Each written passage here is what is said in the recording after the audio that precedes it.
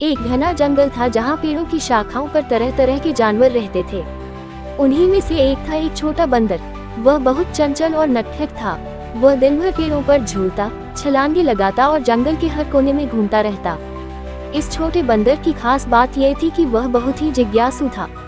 उसे हर चीज जाननी होती थी। फूलों की खुशबू क्यों बदलती है, पक्षी कैसे उड़ते हैं, और सबसे ज्यादा नदी का पानी आखिर कहाँ जाता है। एक दिन उसने अपनी माँ से पूछा, माँ, मैं नदी के किनारे तक जाना चाहता हूँ, क्या मैं जा सकता हूँ?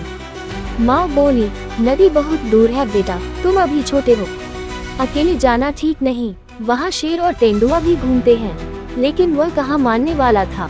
अगले ही दिन जब सब सो रहे थे, वह चुपचाप जंगल के रास्ते चल पड़ा। रास्ते में उसे खरगोश, हिरन और कुछ चिड़िया मिली जो उसे देखकर चौंक गईं।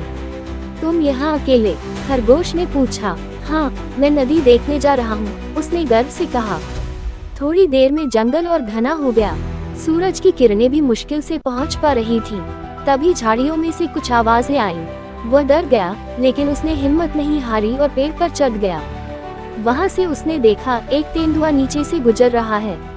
उसकी सांसें तेज हो गईं, लेकिन उसने चुपचाप बैठकर इंतजार किया जब तक तेंदुआ चला नहीं गया। इसके बाद वह धीरे धीरे आगे बढ़ा। आखिरकार वह नदी के किनारे पहुंच गया।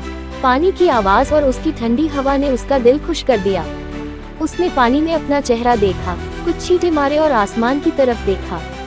उसे लगा जैसे वह कोई बड़ा खोजकर्ता बन गया हो। तभी पीछे से किसी ने आवाज लगाई, बंदर।